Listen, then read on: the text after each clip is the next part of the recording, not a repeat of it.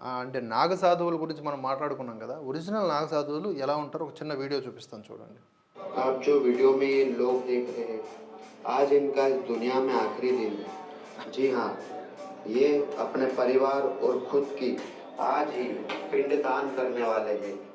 उसके నాగ సాధువులు అనేవాళ్ళు ఇప్పుడు జరుగుతున్నటువంటి ఈ కార్యక్రమంలో పాల్గొని తమకు తామే పిండ ప్రదానం చేసేసుకుంటారు. తమకు తామే అంటే ఇంకా వాళ్ళన్నిటిని త్యజించినటువంటి వాళ్ళు. ఈ మీడియాలో కనిపిస్తూ వికృత విన్యాసాలు చేస్తున్న వాళ్ళు కానే కాదు. ఓకే. ఆ సందర్భం వచ్చింది కాబట్టి మాట్లాడుతా ఉన్నా. తెలుగు రాష్ట్రాల్లో కూడా ఒక అఘోరి గారు సంచలనంగా మారుతా ఉన్నారు. ఎప్పటికప్పుడు వచ్చేసి వేములవాడలో ఉన్నటువంటి దర్గాను కూల్చేస్తామని చెప్తా ఉన్నారు. ఇప్పుడు అలా మాట్లాడడం ఎంతవరకు సమంజసమా కాదా అనేది మీరే చెప్పండి. చాలామంది దీనికి సంబంధించి భిన్న అభిప్రాయాలు వ్యక్తమయ్యే అవకాశం ఉంటుంది. ఎవరు ఆవిడ? మీరు చూసే ఉంటారు ఆవిడ. What is meant puri?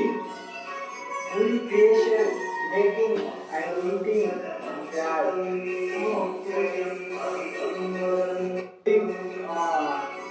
What is meant puri? Puri creation, making and eating that. Point ఏంటి ఇక్కడ? నేను క్రిటిసైజ్ చేయడానికి కాదు నేను చెప్తున్నది. అలా వ్యవహరిస్తేనే అఘోరీలు అవుతారా? అలాంటి వాళ్ళని ప్రశ్నించకూడదా? వేములవాడ దర్గాకు నేను వెళ్ళేసి అది కూల్చేస్తాను అని చెప్పి, నేను సనాతన ధర్మాన్ని రక్షిస్తాను అని చెప్పేసి మాట్లాడితే ఆ చట్టవిరుద్ధమైన వ్యాఖ్యలు కావా?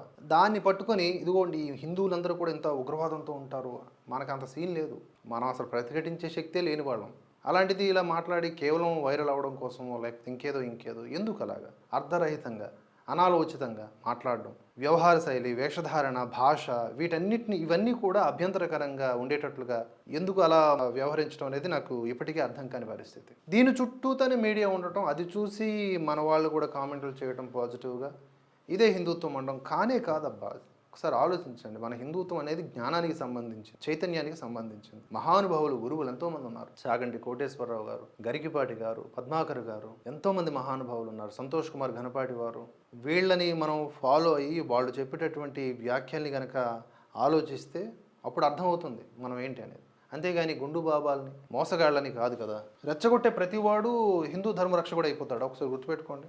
ఆ మతాన్ని ఈ మతాన్ని విపరీతంగా దూషిస్తూ రండ్రా చూసుకుందామని అనే ప్రతి ఒక్కడు ధర్మరక్షకుడు అయిపోతాడా?